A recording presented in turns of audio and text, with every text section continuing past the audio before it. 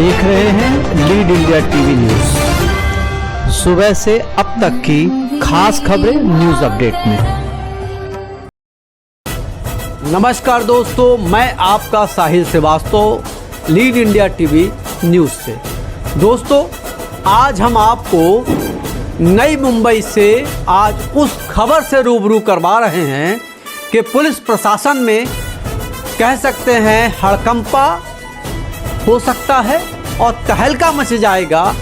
आज हम एक ऐसे शख्स की बात करते हैं जो शख्स नई मुंबई के कलम्बोली क्षेत्र के इलाके में रहता है। जी हाँ, मैं सलाउद्दीन खान की बात कर रहा हूँ, जो गृह मंत्री, मुख्यमंत्री और उप मुख्यमंत्री के नाम से डीजीपी, एसपी, डीआईपी, डीएजी कह सकते हैं, पुलिस डिपार्टमेंट के बड़े महकमे बड़े अधिकारियों का नाम लेके छोटे पुलिस डिपार्टमेंट के अधिकारियों को डराता है, धमकाता है और उसके साथ साथ उन्हें ब्लैकमेल भी करता है।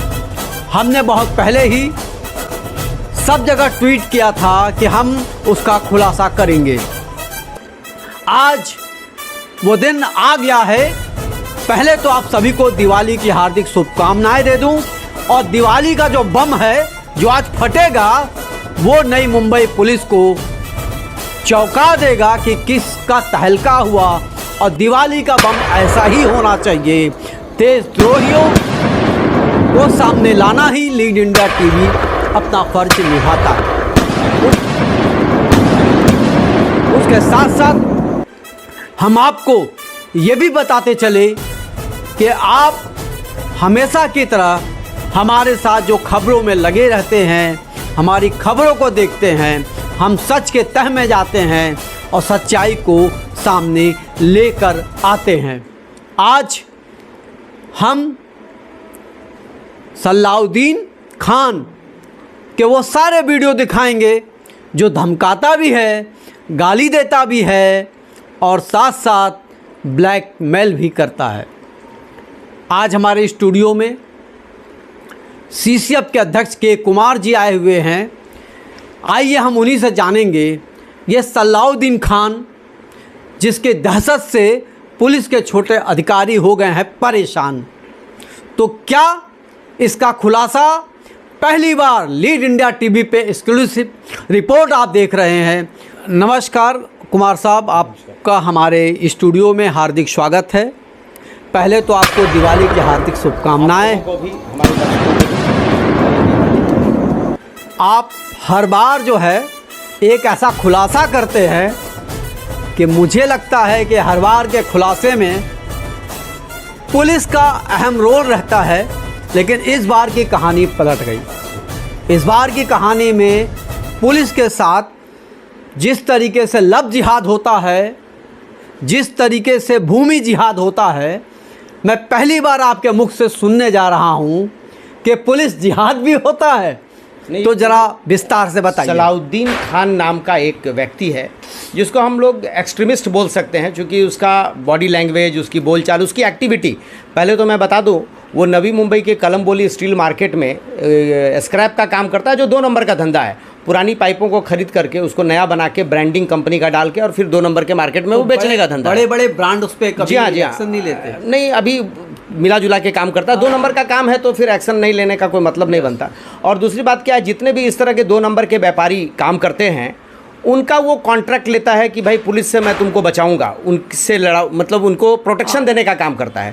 और इस प्रोटेक्शन देने में वो बताता है कि उसकी अमित शाह जी से, गृह मंत्री जी से भी एक फ़ोन पे बात करा दूंगा, देवेंद्र फडणवीस जी से बात करा दूंगा, सीएम साहब से बात करा दूंगा, डीजी से बात करा दूंगा, नवी मुंबई पुलिस कमिश्नर से भी उनकी बहुत अच्छी सेटिंग है। क्या इस तरह का कोई प्रूफ है? हमारे दर्शक जानना चाहेंगे। हाँ, वो प्रूफ है। वो प्रूफ ऐसा है, मैं उसी के बारे में चर्चा करना जा रहा हूँ कि ये जिहादी है जो पुलिस का नाम खराब करने के लिए एक जिहाद छेड़ा हुआ है। और मैं बता देना चाहता हूं कि पुलिस हरदम दूसरे का कचरा साफ करने में लगती है, कभी उनको अपना खुद का भी कचरा साफ करना चाहिए। और मैंने देखा है कि ऑलवेज ऐसे समय में होता क्या है कि जो उच्च अधिकारी होते हैं, जो आईपीएस रैंक के होते हैं, वो नीचे वाले अधिकारी के ऊपर अपना पावर का मिसयूज़ करके उनको दबाने का काम करते हैं और उसके तह तक नहीं जाते हैं, चूँकि अगर इसको छेड़ेंगे तो ये ऐसा बॉम्ब है, ये फटेगा तो उनके भी दामन दागदार होंगे। और इसमें दागदार होने का सवाल इसलिए पैदा होता है कि मैं आपको बता दूं कि इसके एक फरवरी महीने का एक गुमनाम कंप्लेन था, जिसमें सिर्फ नाम लिखा हुआ था, ना कोई मोबाइल नंबर था, ना कोई एड्रेस था, व्यापारी लोगों का, कि मेरे से कलमबोली पुलिस स्टेशन के जो उस समय के सीनियर थे, जिनका ट्रांसफ़र हो गया, वो हफ्ता मांगते हैं। तो मैं बता दूं कि वहाँ पर और भी बहुत बड़े बड़े लोग हैं, कभी किसी ने ऐसा कोई कंप्लेन नहीं डाला कि जिससे उन पुलिस वाले ने हफ्ता मांग रहे हैं। दूसरी बात है कि जो गुमनाम कंप्लेन लिखा गया था उसमें पूरा नाम, मोबाइल नंबर, पता भी लिखा जाना चाहिए था, और उनको ये अधिकार था कि वो एंटी करप्शन ब्यूरो में, पुलिस डिपार्टमेंट में, पुलिस के भ्रष्टाचार के खिलाफ जाके आरोप लगा सकते थे, लेकिन उन्होंने ऐसा काम नहीं किया, क्योंकि उसके पीछे ये सलाउद्दीन नाम का शख्स था। सलाउद्दीन नाम का शख्स ने क्या किया, ये गुमनाम लेटर बनाया, उस लेटर उस समय दिया, लेकिन उस समय के जो डीसीपी थे उन्होंने उसकी इंक्वायरी की, उसमें उनको कोई सच्चाई नज़र नहीं आया, उसको बुझा दिया, क्लोज, हाँ उसको क्लोज कर दिया। फिर ये कहाँ से कोई सेटिंग लगाया और उस कंप्लेन को फिर से इसने ओपन करवाया। अच्छा, उसने उस कंप्लेन को रीओपन करवाया? जी, रीओपन करवाया, और उसने बोलता है कि मैं सीपी से मिला, मैं डीजी से मिला, सीएम से मिला, यहाँ से मिला, वो मिला, ऊपर नीचे वो अपनी बता रहता है। आप स्टिंग ऑपरेशन हम लोगों ने करवाया, वो वीडियो आया हुआ? जी हाँ, जी हाँ, वो वीडियो आप जनता को दिखाइए ताकि जनता ये डिसाइड करे सच और झूठ। बता आता यांना द्यायचं ठरलेलं आहे बरं का, हिंदी मत करता हूँ, इनका देने का डन हो गए। आता इनको मैं ये पूछता हूँ कि समझो अभी इनको दिया, कल तीसरा उठ के अगर सामने आया तो उसका जिम्मेदार कौन है? तीसरा कोई नहीं आएगा। मैंने सवाल करने का तुम्हारा बात है। तीसरे किसी के पास में पेपर ही नहीं है। चौथा तीसरा तीन तो तुम्हारे भी नहीं। चौथा किसी के पास में पेपर जाएगा तब आएगा ना तुम्हारे पास में। पूछा किसको मालूम है तुम उधर गाड़ मरवा रहा है? ना वैसा नहीं पेपर है, तो ये पेपर नाचा है ना, तुम बोल रहे ना। कौन सा? ये पेपर खाली 3 ही जगह पे है, एक इंक्वायरी ऑफिसर, एक हाँ दूसरा 2 नंबर और तीसरा 1 नंबर। इंक्वायरी ऑफिसर कौन है तुमको मालूम है? नहीं नहीं मालूम। अच्छा, इंक्वायरी ऑफिसर तुमको मालूम नहीं? हाँ दादा मग काय करायचं, कैसे करणे? सांगा ना काय आता हा बोलतोय मी इंक्वायरी ऑफिसर 1 नंबर बोलतो। देखो आपण 1 नंबर 2 माणसाला सांगतो, जॉईंट सीपीला पण 1 नंबर बोलतो आणि सीपीला पण 1 नंबर बोलतो, याला माहित नसेल। जो ऑर्डर किया है वो डायरेक्ट पारंबे साहब ने किया है, आई बात समझ में? अच्छा हाँ हाँ, वो रिपोर्ट की कॉपी जो है हाँ उसके पास जाएगी। 1 नंबर 2 नंबर हाँ जोन 2 और बाकी जो तीसरा का नाम तीसरा वो जो है इंक्वायरी ऑफिसर है। अच्छा, इनको कभी पूछना, तुमको अभी 1:45 बजे पूछने? 1:45 बजे मेरे पास में आ जाएगा, मैं तुरंत तुम लोगों को क्लियर करूंगा। यस चल मिल गया। अच्छा, होटल में कौन सा तुम्हारा आदमी है? होटल में तुम बोल रहे हो, होटल में गया वो कल ही निकल गया भाई, इंक्वायरी करके गया वो, वही तो रिपोर्ट लगाया, वही दादा क्या पड़े हो। चल दादा, अभी अपन हो गया, अपना क्लियर हो गया बराबर।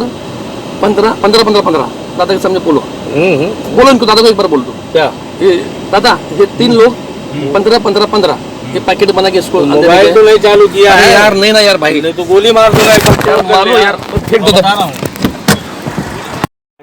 आप जब भी बात करना चाहोगे मेरे से हो जाएगा 7 बजे के अंदर। हाँ ठीक, 7:15 बजे मैं बच्चे लोगों को 7 बजे 5 मिनट से छोड़ता हूँ फायर ब्रिगेड के सामने, वो क्या स्कूल है उसमें बच्चे लोगों को छोड़ता हूँ। वहीं पे आप अगर मिलना चाहते हो 7:05 10 मिनट से, तो वहाँ पे मैं मिल सकता हूँ। सुबह 10-11 बजे रुको, 10-11 बजे तक। देखो मैं 25 लाख रुपए तुमको देते हैं, उसके लिए मैं हाथ जोड़ता हूँ। कुछ करो, तुम कर सकते, सब कुछ कर सकते, उसके लिए मैं हाथ सब तुम्हारे हाथ की लकीर होता हूँ, उसके अंदर सब कुछ लिखा है, सब हमारा तकदीर है, हो जाएगा। चल मैं बोला ना, बोल दिया। सुनिए, वो जो है सुबह 7:15 बजे वहाँ मिलो, 8 बजे के अंदर उसका आदमी आ जाएगा।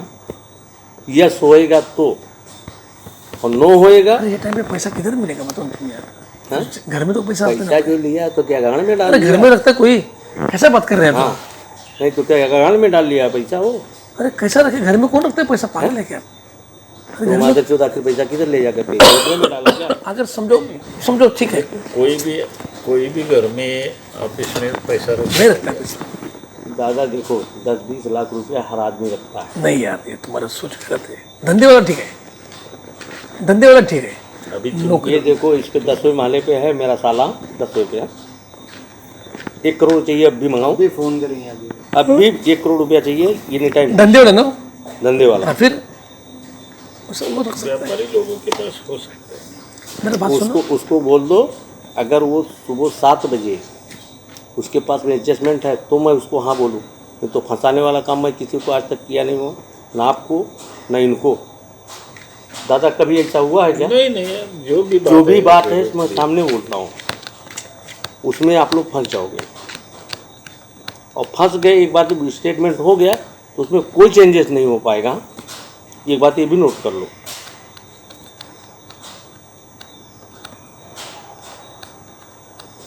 ये तीनों मर्द से मुलाकात हो गई है। उन दिनों वो भी बहुत झांटू आदमी है। कौन? ये जो डीसीपी है वो भी बहुत टाइट है, क्योंकि मैं चढ़ के जब बात किया तो मेरे से बोलता आप इतना चढ़ करके क्यों बात करो। मैं बोला यही बात मैं देवेंद्र फडणवीस के सामने किया था और यही बात एकनाथ शिंदे के सामने होता है मेरा। अगर आपको चाहिए तो अभी कॉन्फ्रेंस पे लेता हूँ अमित शाह को, बात करोगे। गांड हिल गई थी उसकी, एक झटके में जितेंद्र अहवाल को उठा दिया था मैंने। बोला तेरी ज़रूरत नहीं है, तू निकल ले यहाँ से।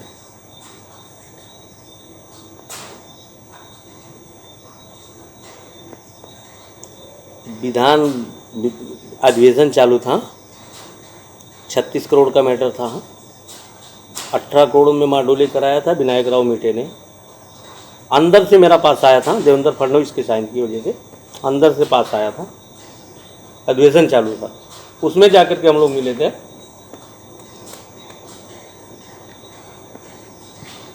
कुछ करना, इतना बड़ा तुम आदमी तो यार। बात मैं क्या बोल रहा हूँ नामदास भाई, तुम अभी कितना भी इतना बोले तो हमारा दिल जल रहा है। एक का 50 में किया हूँ। हाँ, 50 का 45 में कर दिया हूँ। 5 मैं अपनी तरफ से कम कराया हूँ ये बंदे का। उससे मैं 25 करो ना, करो ना उसको। इसको वो कोशिश हो चुकी है। हाँ, ये तो रे 10 मिनटात आलं, 10-15 मिनट। करो ना कुछ तो करो ना, इतना क्या है। उसमें देखो नामदास भाई, उसमें कोई चीज़ होने जैसा नहीं है। वो जो बोल दिया है अगर एक्सेप्टेबल है तो ठीक है, और नहीं एक्सेप्ट है तो आप लोग भी जा करके सो, मैं भी जा करके सो। दिन लगेगा यार, क्या बात कर। मैं यार दवा नहीं खाया हूँ यार। अरे दवा तुम मदन खा सकते हो यार, सुबह 8 के बजे 10 बजे उठ सकते हो, उसमें कौन सी बड़ी बात है। वो दवा खा के नींद तो लगेगी हम क्या? लोगों को। दवा खा के दो गोली बेचो फिर भी पागल होंगे हम लोग। वो कब से रूबीटल ना, आप दवा खाओगे तो 2-2.5 घंटा तो सोएंगे हम, वो भी सोएंगे नहीं। मैं क्या बोल रहा हूँ, ये चीज़ उसको पीआई को कंफर्म कर लो। उसको भी नींद नहीं आ रहा होगा, उसको भी नींद नहीं आया होगा। जिस हिसाब से पानी भरा हुआ है वो हिसाब से उसको भी नींद नहीं आया होगा। वो जब पानी भरा तो इनको फ़ोन किया है ना। पानी भरा तभी मार्केट में 1 रुपया मेरे को नहीं देगा,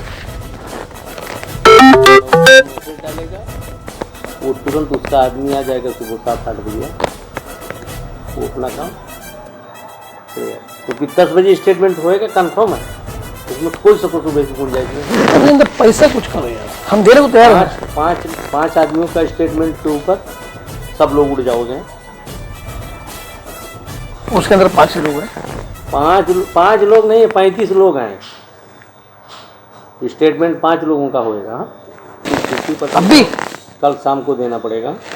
तो सुनो ना, मैं क्या था तुमको कल हम मिलते 11 बजे, लेकिन वो काम थोड़ा सा 10 बजे स्टेटमेंट अभी भी बोल रहा हूँ। सुबह 10 बजे कोई आता नहीं है ऑफिस। क्या 10 बजे स्टेटमेंट है नामदार सर? अरे कितने जल्दी सुबह नहीं कौन था? ऑफिस में सुबह कभी नहीं आते जल्दी। नहीं आता है, इतने टाइम में बुला करके बताऊं? नहीं, ऑफिस में इतना जल्दी सुबह नहीं कोई आते। ऑफिस खुलते 10:30 बजते हैं यार। भाई सुनो ना भाई, 10 बजे मेरा भाई, मैं क्या बोल रहा हूँ, 10 बजे वो आदमी आ जाएगा। अरे यार टीपी की बात है। हाँ, तो कोई झाटू माटू आदमी नहीं बोला उसको। हाँ, और टीपी को किसने बोला है? डीजी ने बोला है। और डीजी को डायरेक्ट सीएम ने बोला है। तुम कहाँ तक गए? जरूरत लगा दी यार। पड़ी तो अमित शाह से यहीं बैठे बैठे बात करवाऊंगा। यार हमारे काम में बात करो यार। जो मर्द रहता है ना सीधा ठोक करके बात करता है। हमने किसी का 1 रुपया खाया नहीं, इसी वजह से हम दब करके नहीं बात किया कभी। सुनो मैं क्या तो सुनो मैं, अब हमारे लिए वो फोन वापस। राजपूत की गांड मार दिया था, अशोक राजपूत की। माधो खड़ा था, मैं बोला तुमको नंगा करके रख दूंगा ज़्यादा होशियारी अगर किया तो। राजपूत हाथ जोड़ करके खड़ा हो गया था रोड पे हाँ, ये जो रोड पे है दिवाली के टाइम में। अशोक राजपूत था ना, है ना बीबी इसी के पनवेल साहब। हाँ पूछना उसको सलाउद्दीन के बारे में। माधो बीच में आ गया था, ये तुम गांड मार के मैं रख देता। तो वही फोन हमारे लिए वापरना यार, हमको बचने के लिए। भाई देखो वो जितना होना था वो सब कर चुका हूँ मैं। नहीं नहीं हमको बचने के लिए वापरना फोन। और वो भी जो भी किया हूँ मैं किसी का मुंह नहीं देखा हूँ, ये आदमी का मुंह देखा हूँ। तो फिर मेरा भी देख लो थोड़ा, उसके जैसा मुझे देखो। मुझे तुम्हारा दुश्मन तो हुई नहीं। वो देखो दुश्मनी वाली बात नहीं है। जो एक बार किसी के मुंह से अगर कमिटमेंट हो गया, किसी का भी, वो दोबारा होता नहीं है। उसको भड़वागिरी बोलते हैं, धंधा नहीं बोलते। तो वो क्या बोलते हैं हमारी भाषा में, भड़वागिरी बोलते हैं।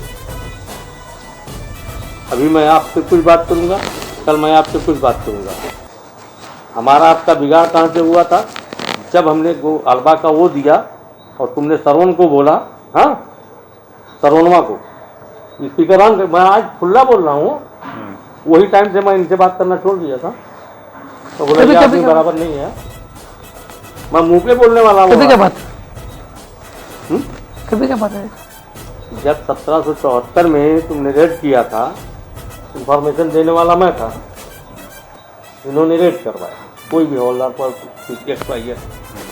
लाया। उसके बाद में ये सरवनवा है नहीं, सरवन के को उन्होंने बता दिया। सरवन जा करके अलबा को बोला, अलबा को जिसका गोडाउन था, अलबा मेरे को डायरेक्ट फ़ोन किया। हाँ मेरा चचा भतीजे का रिश्ता है, गांव के बाजू का है।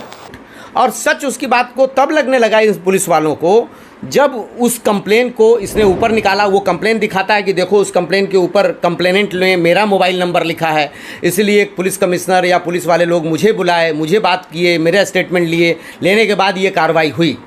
तो पता नहीं सच्चाई क्या है, ये पुलिस को जांचना चाहिए। मैं खुद इस केस को लेकर के जब वो पुलिस वाले लोग आए मेरे पास कि भाई हमारी मदद कीजिए, इसमें हम लोग कोई गुनाह नहीं किया, लेकिन फिर भी इसने बोला इसकी सोर्स बहुत ऊंची तक है, इसने मेरे ऊपर कार्रवाई किया। अब दूसरी कार्रवाई के ये धमकी दे रहा है कि इस कंप्लेन के लिए खिलाफ तुमको अब सस्पेंशन का भी झेलना पड़ेगा। सस्पेंशन हो जाएगा। तो डायरेक्ट धमकी हो गई। हाँ ये आप वीडियो देखिए तो ये धमकी से भी बड़ा चीज़ लगेगा आपको कि उसने वो सस्पेंड हो जाएंगे। अब नौकरी बचाने के पूरी लाइफ उन लोगों ने किया, उसमें जो सीनियर इंस्पेक्टर जिनका ट्रांसफ़र हुआ वो बेचारे का 5-6 महीना बचा हुआ। अब कोई व्यक्ति पूरी लाइफ अपना बेदाग निकालेगा, लास्ट में कोई दाग नहीं लगने देना चाहता है। अब उनके घर परिवार वाले बड़े परेशान है इस बात की, मानसिक त्रास है उनको, और बाकी छोटे छोटे पुलिस अधिकारी भी। अब क्या हुआ, उस कंप्लेन पे उनका ट्रांसफ़र हो गया, तो सबको ये भरोसा हो गया कि सलाउद्दीन की पहुंच बहुत ऊपर है, इसने ट्रांसफ़र करके दिखाया, साबित कर दिया। हाँ साबित करके दिखाया। अब ये सस्पेंड भी करके दिखा देगा। और उसका रीज़न हमको थोड़ा अब सच्चाई इसलिए लगने लगा कि मैं खुद पुलिस कमिश्नरेट में गया, मैंने डीसीपी क्राइम को वो सारी स्टिंग ऑपरेशन का पेन ड्राइव दिया। उन्होंने बोला भी कि मंडे को आ जाना, लेकिन मंडे को उनके तरफ से कोई खबर नहीं आया। मैंने उसके पहले ट्वीट भी किया, ट्वीट भी बहुत लोगों ने देखा। इवन कि ट्वीट का जो रिफ्लेक्शन आता है पुलिस नवी मुंबई पुलिस की तरफ से, वो भी मुझे आ गया। तो मुझे लगा कि ये पुलिस डिपार्टमेंट इस पर कर रही होगी, लेकिन फिर कोई कार्रवाई नहीं। उसके बाद फिर मैंने मेल किया। मेल करने के बाद भी कंप्लेन मेल किया स्पेसिफिक, उसमें हमने देखा कि ये कमिश्नर के नाम से, जो अभी नवी मुंबई है उनके नाम से, डीसीपी जोन 2 के नाम से, और जो जांच अधिकारी इन पुलिस ऑफिसर को ट्रांसफ़र करने में जो अधिकारी जांच कर रहा है उसके नाम से, सबके नाम से 15-15 लाख रुपए का ये पैकेट मांग रहा है। ये टोटल हम लोगों ने किया। और उसके बाद इसने बोला कि ये सीएम के यहाँ से फ़ोन आया, डीजी को आया, डीजी ने सीपी को फ़ोन किया, इस तरह से करके हम लोगों ने किया। इसने सारी बातें वीडियो में बोली है। ये तो इतना बेहुदा इंसान है कि वहाँ के माननीय एरोली के जो हमारे आमदार हैं उनको भी अपशब्द में बात किया, जो हम लोगों को अच्छा नहीं लगा। आमदार क्या, गणेश नाइक जी के? जी नाइक साहब के बारे में। अच्छा। तो वो भी हमें अच्छा नहीं लगा कि ये आदमी इतना ज़्यादा उद्दंड है, या कह लीजिए इसीलिए हमने बोला ये जिहादी है कि ये किसी हद तक जा सकता है। बहुत एसीपी जो वहाँ के हैं उनको गाली दे रहा है, जो इंस्पेक्टर वहाँ थे उनको गाली दे रहा है, बहुत अब्यूज लैंग्वेज यूज़ कर रहा है जो हम लोगों को बोलने में अच्छा नहीं बोलने में लगता। शर्म लेकिन मजबूरी है कि जब तक वो सच्चाई नहीं दिखाएंगे, ऐसे दरिंदे पे कार्रवाई नहीं होगी।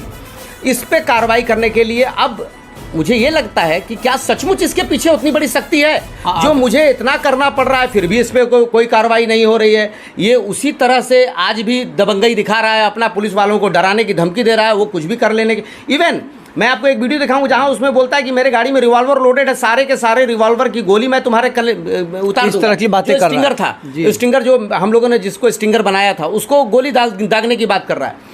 तो इतनी डेयरिंग आ गई। इसी बोलता है कि एक कॉल पे मैं अमित शाह जी से बात करा दूंगा। पता नहीं इसके पीछे कौन है। इसी चीज़ की जांच करनी जरूरी है और शायद पुलिस डिपार्टमेंट इसलिए जांच नहीं कर रही है कि ये जांच के दाग जो हैं उनके दामन पे आएगी। तो आज आपके माध्यम से मैं ये बोलना चाहता हूँ कि जो पुलिस ये दावा करती है कि इसके संरक्षण में जनता सुरक्षित है, इनके संरक्षण में खुद उनके पुलिस वाले जूनियर अधिकारी सुरक्षित नहीं हैं, तो इनका दावा खोखला साबित होता है कि जनता सुरक्षित है इसमें। तो ऐसे समय में ये नवी मुंबई पुलिस, मैं मुख्यमंत्री, आदरणीय मुख्यमंत्री जी से, डिप्टी सीएम साहब से, इवन गृह मंत्री अमित शाह जी से बोलना चाहूँगा और हमारे जो एरोली के आमदार साहब हैं गणेश नाइक साहब, उनसे भी बोलूँगा साहब इसमें आप अपने प्रयास कीजिए और अपने प्रयास को जांच का विषय बनाइए। कोई दूसरी एजेंसी से जांच कराई जाए, क्योंकि नवी मुंबई पुलिस ईमानदार नहीं है, क्योंकि अभी तक इसके कंप्लेंट को दबाया रखा है उन्होंने। बिल्कुल। अब मुझे ये लगने लगा है कि कहीं ना कहीं ये जो पैसा मांग रहा है वो कहीं ना कहीं सचमुच डिस्ट्रीब्यूट करने की तो बात नहीं है। देखिए मैं डायरेक्ट एलिगेशन नहीं लगा रहा हूँ, लेकिन जिस दबंगई से वो बात कर रहा है और वो सब लोगों का नाम ले रहा है, इवन कि जो गोपनीय कागज़ है, कोई कंप्लेंट की कागज़, उस कागज़ वो कंप्लेंट की कॉपी भी वो लेके आया है। वो बता रहा है कि इतने टाइमिंग में जांच अधिकारी आएंगे, ऐसा करेंगे, वैसा करेंगे, ये करेंगे। ऐसे कैसे बता सकता है? मतलब कहीं ना कहीं वो अंदर मिला हुआ है और वो बोलता है कि कंप्लेंट की कॉपी में मेरा मोबाइल नंबर भी कंप्लेनेंट ने लिख के रखा है। तो वो कंप्लेनेंट इनका मोबाइल नंबर इनको दलाल के रूप में अपना क्यों इस्तेमाल कर रहे हैं? अगर वो सचमुच विक्टिम है तो वो डायरेक्ट खुल के सामने क्यों नहीं आए? हम लोग भी कंप्लेंट डालते हैं, नाम, पता, मोबाइल सब चीज़ लिखा रहता है। इवन कि हम लोग टीवी के सामने भी आते हैं, आपके सामने भी आते हैं, अपने आइडेंटिफिकेशन बताते हैं। तो मेरा आपके इससे, चूँकि वीडियो बहुत लंबा हो जाएगा, लेकिन मैं ये बोलना चाहता हूँ कि जैसे हम लोगों ने पहले देखा था कि गृह मंत्री भी हमारे फंसे हफ्ता मांगने में, किस तरह से पुलिस कमिश्नरेट को आदेश जाता था कि बियर बार से पैसा वसूलो, 100 करोड़ महीना वसूलो। यही खेल हमारे नवी मुंबई में। इसमें एक महादेव नाम का आदमी, नाम तो लिया, नाम शख्स ले रहा है। कौन है वो जांच का विषय? कौन है जांच ले रहा है, जिसके बिचौवा करने के बाद ये पहले किसी इंस्पेक्टर को इसी तरह का फंसाने वाला था, वो नहीं फंसा सका। तो ये सब चीज़ें हैं, जांच की चीज़ें हैं। क्या है कि अंदर में जब कहते हैं, कहावत है ना कि हमाम में सब नंगे हैं, तो हमारे नवी मुंबई में ये चीज़ें जो खुली, हमारे नवी मुंबई में हफ्ता जो कलेक्शन के पुलिस वालों का एक बहुत बड़ा रैकेट है। तो इस रैकेट को संरक्षण ऊपर से मिलता है और उसी चक्कर में यहाँ पे हर 2 नंबर का काम होता है। और आपको मालूम होगा कि नवी मुंबई एक गोल्ड माइन है पुलिस वालों के लिए। क्यों? यहाँ वाइट कॉलर क्राइम इतना ज़्यादा है कि उनको बहुत अच्छा हफ्ता जाता है। कोई भी ऐसा काम है जो नवी मुंबई में नहीं होता है। ये सब का एक रैकेट बना हुआ है कि इसमें ये कलेक्शन एक स्टेप बना हुआ है। उसी स्टेप का फ़ायदा ये उठा रहा है ये जिहादी सलाउद्दीन खान। ऐसे व्यक्ति पे कड़ी से कड़ी कार्रवाई होनी चाहिए, FIR होनी चाहिए। इनके ऊपर इनको तुरंत इनको पर मकोका लगाना चाहिए कि जो पुलिस डिपार्टमेंट हम लोगों के लिए काम करती है। देखिए हम लोगों का स्लोगन रहा है फाइट फॉर राइट्स। हम लोग हरदम अन्याय के विरुद्ध लड़ें। अब अगर पुलिस वालों के साथ भी अन्याय होता है तो हमारी संस्था और मैं और आपका चैनल हरदम उनके साथ कदम में कदम मिला के खड़ा रहेगा कि अगर आप सच्चे हैं तो आपके ऊपर कोई अत्याचार हम होने नहीं देंगे। भले इस वीडियो आने के बाद मुझे ये बात का डर है कि बड़े पुलिस अधिकारी मेरे को भी किसी कॉन्स्पिरेसी में फंसाने की साजिश करेंगे, मुझे भी कहीं ना कहीं से मुंह दबाने की कोशिश करेंगे। इस जिहादी के जो बैकिंग कर रहे हैं, इस जिहादी कौन लोग हैं? वो लोग भी मेरे ऊपर अटैक कर सकते हैं, कुछ कर सकते हैं।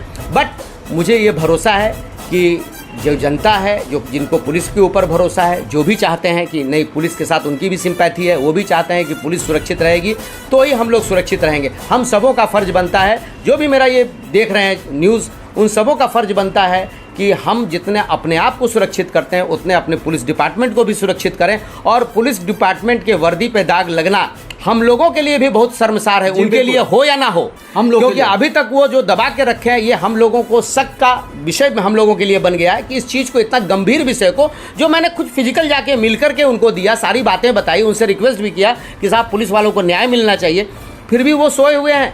इसका मतलब इसके पीछे कहीं ना कहीं कुछ गड़बड़ है। तो उस गड़बड़ को सामने लाना है और लाने के बाद ही न्याय मिलेगा। और उन पुलिस वालों को ये बहुत डर है कि ये जांच में सबसे पहले आईपीएस अधिकारी लोग जो होते हैं, जो सीपी साहब हैं, ये जिस तरह से हमको ट्रांसफ़र किया गया, सबसे पहले गाज मेरे ही ऊपर गिरेगा, हमको न्याय नहीं मिलेगा। तो मैं फिर आदरणीय सीपी साहब का मैं बहुत सम्मान करता हूं। मैं जानता हूं कि वो ईमानदार व्यक्ति हैं, उनके ऊपर कोई साजिश के तहत उनको भी फंसाने की कोशिश की गई। हमारे सीएम साहब को भी, हमारे डिप्टी सीएम साहब को, आदरणीय गृह मंत्री जी को, और हमारे जो एरोली के विधानसभा के आमदार हैं नाइक साहब को भी इन्होंने उसके ऊपर कीचड़ उछालने का कोशिश किया। ऐसे व्यक्ति को गंभीर से गंभीर, कड़ी से कड़ी सज़ा मिलनी चाहिए। इसकी जांच कराएं और सच और झूठ को बाहर लाएं। जय हिंद, जय महाराष्ट्र। दोस्तों, के कुमार साहब ने कह सकते हैं कि पुलिस जिहाद यानी कि सलाउद्दीन खान, उसकी सच्चाई को पब्लिक के सामने रूबरू करना हमारा कर्तव्य बनता था, हमने किया।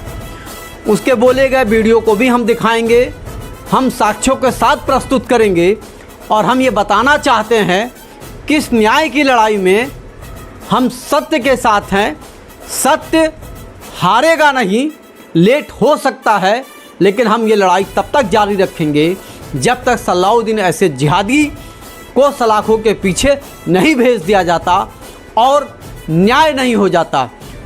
आप हमारे इस चैनल को देखते रहिए, ज़्यादा से ज़्यादा लाइक कीजिए, सब्सक्राइब कीजिए।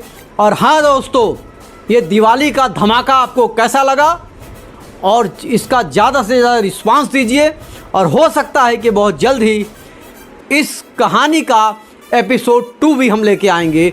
जय हिंद, जय भारत, जय महाराष्ट्र। लगातार बने रहिए हमारे साथ।